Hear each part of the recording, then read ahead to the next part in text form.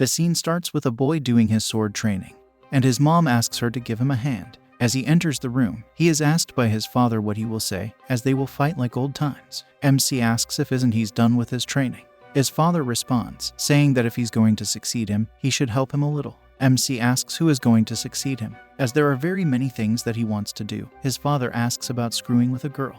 MC replies, of course, as a ball comes flying towards his father. MC's mother gets angry, asking what they are doing. MC, named Tepe, is asked by his mother to give him a hand, and she asks her husband what he is going to do with their cash cow. She mentions that it's like she has 2 big babies. MC starts his meal, and as they all sit down for dinner, it is reported in the news that a 50 to 45-year-old man was attacked in Shibuya around 7 p.m. last night. They discuss that only rich people are being attacked. Events like this have been occurring more frequently since last year. MC's parents nod to each other, expressing concern about what he would do if he got involved. MC says they shouldn't worry, as rich people are the ones who get into this. MC's father adds that even if it had to do with him, MC ponders this, thinking he's sure he will do something. His parents get relieved, and his father assures him he will do something.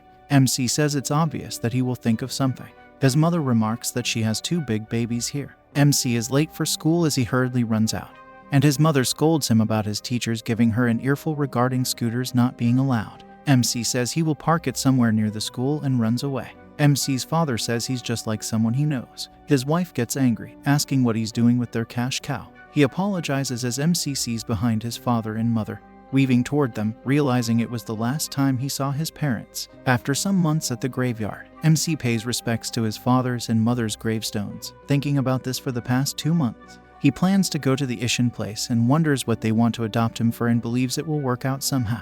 He sees a carriage with a pink girl in it and a bike chasing it down, recalling instances where wealthy people were attacked. He runs towards it and uses his scooter to chase them. The scene shifts as the carriageman, Alfred, assuring her not to worry. MC dashes toward them from the hill, jumping from the cliff. As the chasers break down the carriage, Alfred says he can't let them pass. One of the men breaks the window, and from behind, MC reaches out to the girl, asking if she's alright. He introduces himself as Kobayashi Tepe, as the hooligan says that no one asked for his name, and MC asks Alfred to accelerate. The hooligan tries to smash MC, but he slides down, showing his balance techniques. He jumps onto the car as MC struggles with the hooligans. The girl is worried, and Alfred asks her not to move outside as he will get rid of them. He pushes the car towards the fence, and the hooligan shoots towards the carriage. MC gets free but is encountered by the hooligan pointing a gun towards him. Alfred leaves his carriage to attack and punches him, showcasing exceptional techniques. Meanwhile, the carriage breaks down and its wheel flies away. Having a hard time seeing this, MC runs towards it to jump on the carriage, barely making it as the girl who is about to fall. MC takes her hand, and both fall down from the hill as the hooligan stops his car, saying they would be dead for sure. He points his gun toward the old man, who says there is no point in living now since he can't protect his lady's life.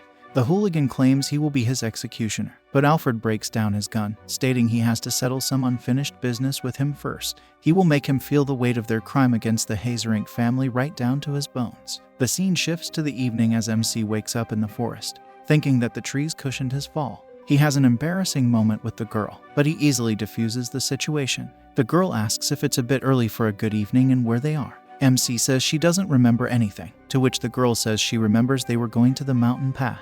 She asks for her own name, and MC asks if she's joking. The girl introduces herself as Charlotte Hazelrink and says it's nice to meet him. MC wonders why she scared him like that, saying it sounds like a princess's name. The girl says she's a princess, and MC asks why she's joking like that. The girl asks him to help her stand up. MC says he's not used to it, as the girl teases if he is used to put his hand on chest, shocking MC, as Charlotte says that after all he saved her. MC says he doesn't see why they are even. As they move on the road, MC comments that the scooter is in better shape than he thought. They meet Alfred, and Charlotte says she will be going, as she will be scolded if they see her with a stranger. MC says it sounds scary. Charlotte kisses MC, thanks him, to departs. Feeling embarrassed, MC checks the time and realizes he has to get his stuff from his house. He rushes towards his home in a building. A man asks if she isn't taking up the call, and he's got some guts to make Arima Ishin wait, as expected from the son of her daughter, Keen. And like he said, Arima Ishin summoned him here. MC tries to convince the guards as the guard says that he has been throwing some big names and has been carrying a sword on his back. Isn't it? The policeman says to notify the police as he's violating weapon laws and tries to apprehend MC. A voice asks him to stop as this man is an important guest, and he pleads to release him. A policeman faints down, thinking that he disrespected Ishin's guest, as his buddy asks him to get a grip. The old man asks MC to follow him and why won't he call him grandfather, to which MC says it's a bit too sudden. And how about Jai-san, for which Ishin says that is fine. MC asks if he can ask him again if it's true that his parents didn't die in an accident. As they walk, his grandparents say, what will he do after finding their murderer? And someone else will simply come after him for revenge. Do we think that his mother and that man would wish for him to have a life of endless hate and sadness? MC is frustrated, asks if he isn't sad about his daughter's death, to which the grandfather says that he still has him and no one else but him. As his maid says that his clothes are like that and the guests will be surprised if he goes in there with those clothes. The grandfather says that it took him a while to get here and what exactly happened to him. MC says that he was just saving someone. His grandfather says that very well, he should go like that, and he got dirty for a good deed after all, and there's nothing to hide. MC asks if it's really alright as he joins the banquet. In the banquet, attention is directed towards Isen, who announces his son, Arima Tepi, as the successor to the Arima group. MC is shocked to hear this, and the surrounding people are all shocked. The grandfather says that he's sure they would like to know why he is covered in dirt, and they all laugh. The grandfather asks who he saved, and MC says her name is Charlotte Hazelrink. The grandfather hugs him, saying that is quite an accomplishment, and MC realizes that she is from Principality of Hazelrink, and she is really a princess. The grandfather says that he's glad they are all in a good mood, and he apologizes for his outfit. Please give him some time to prepare himself. MC asks his grandfather in a room what he meant by successor, and he only accepts his adoption to take revenge. His grandfather asks if he should do it there, and there will be people who won't approve of him becoming the successor. He held this event to find out who they were. MC asks what he means, for which his grandfather says that her mother was her legitimate successor. And the enemy won't make a move yet. He will find himself some allies first, regardless of which families they are from. He should become familiar with the people approaching him. MC is having a hard time with the guests, who try to butter him down, and various people try to approach him. MC thinks that someone among them is the culprit. One says that he's sure he feels intimidated by all the adults surrounding him and introduces himself as Van Hassen as they see him. The guests disperse as Hassen says that they are so pathetic and we're all desperately trying to get close to Ishin through him.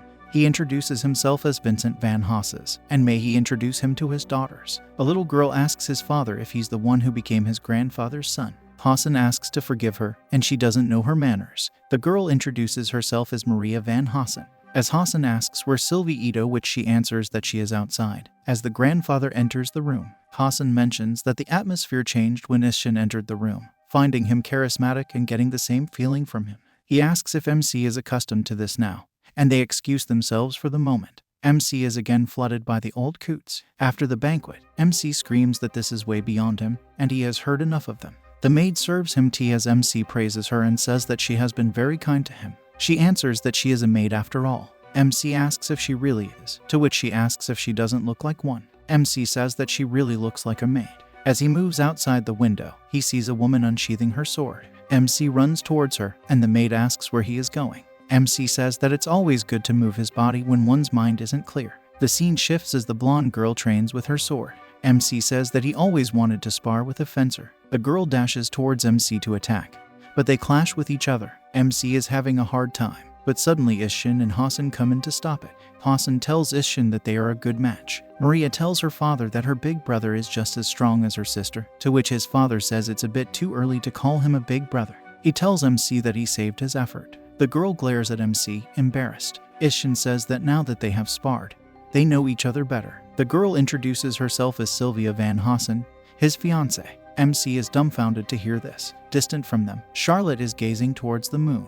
The scene shifts to a car, and MC is tired from all the things in the banquet. He is asleep. As the maid mentions, it can't be helped, as he had to adapt to a different environment, and so much changed quickly for him. Mr. Ishin mentions that he took her from an orphanage and trained her to be a maid, asking if she had any problems getting used to the new environment. The maid says she was just grateful to him, but sometimes she feels remorse over arbitrarily changing someone's environment. The maid continues, saying that people like them don't have a choice over the environment they are in, but they get to decide what they will make of it and what path they will take from there. She believes that one day he will understand that. Mr. Ishin remarks that she didn't answer his question, to which the maid apologizes. She emphasizes that people like them don't have a choice over the environment they are in, and it's up to the individual to decide which choice they make. He shall watch over MC's decisions. As they reach home, MC gets shocked awake from sleep, apologizing as he did something wrong. As he gets of the car to see the castle-like mansion, Mr. Ishin reassures him not to worry and leaves the rest to him as he departs. The maid says they should go on, and MC asks what she means by master. The maid introduces herself as Fujikura, his personal maid, and asks him to come in. As he enters, an army of maids welcomes him, and Fujikura says they are all the maids waiting to serve him. MC is shocked that they are all here for him, and an army of maids welcomes him, calling him master. MC asks if they could not call him master, and Fujikura explains that it's not allowed. MC insists on being called by his name, and Fujikura asks if they are not allowed to call him master, to which MC clarifies that it's not the issue. He's not used to being called master, and they can just call him by name. Fujikura asks if they can call him Tepi-sama, for which MC asks to drop the honorifics. Fuji denies it, saying that calling the master by his name alone is unimaginable. They all call him Tepi-sama, and MC is directed towards his room. Seeing the bright light from his house, MC is blinded as the room sparkles. Fujikura departs, saying that if he has anything to say, he just has to dial 2 to call her, and she wishes him a good rest. MC thanks her and realizes why a rooftop is just for a bed. He jumps on the bed and ponders over Charlotte, the incident that happened, and the meeting with Sylvie. After some time, he is served hot milk, and Fujikura asks what he wants to talk about. MC inquires about Sylvie being his fiancé, and if it's normal to arrange for someone's fiancé without asking the person beforehand. Fujikura asks him to elaborate, and MC questions if it's normal for rich people. Fujikura mentions that she doesn't know if it's normal or not, but the master has considered this by taking him and Sylvie into account. MC says he knows nothing about her, to which Fujikura says that Sylvie is an aspirant of the Firmish kingdom and is very skilled at fencing. MC clarifies that it's not what he meant, and he's talking about Sylvie's personality. Fujikura asks if that is important, to which MC says that it is. They are talking about marriage, and wouldn't it be important to find out what kind of person she is? While they clash swords, he felt her sadness. As he starts to ask another question, he dismisses it, saying that perhaps it's just him. He asks if it's alright if he rejects her, to which Fujikura says that it would be up to him, as he is the one who will decide whether or not to take this opportunity. MC smiles as the scene shifts towards Sylvie, who is gazing towards the moon. The next day, MC is still sleepy as his clothes are changed by the maids. MC gets embarrassed as he is welcomed by a royalty-like thing. As he departs for school in a big car, MC says that he can't calm down T.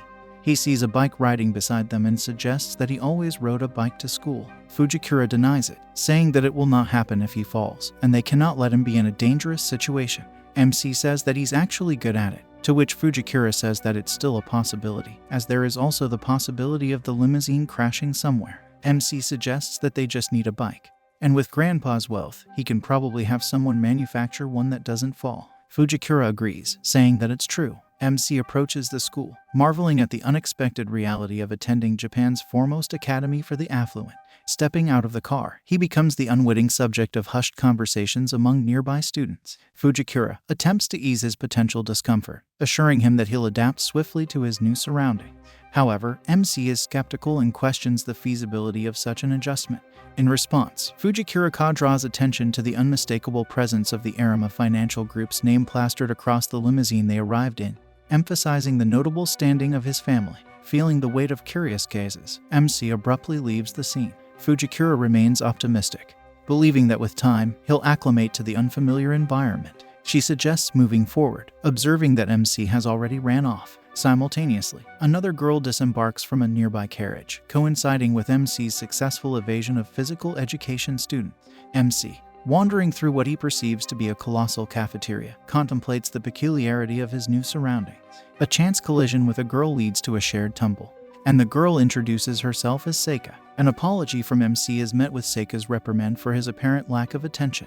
As Seika approaches, she notices MC's disheveled appearance, commenting on his potential injury. MC corrects her, emphasizing their shared status as students. Seika, identified as the social club president, offers unsolicited fashion advice, docking points for a violation of the school's dress code due to his open collar. Despite this critique, she acknowledges MC's intelligence and bids him farewell as she and her colleagues depart. Later, Fujikura locates MC, who apologizes for his momentary confusion in the unfamiliar school environment.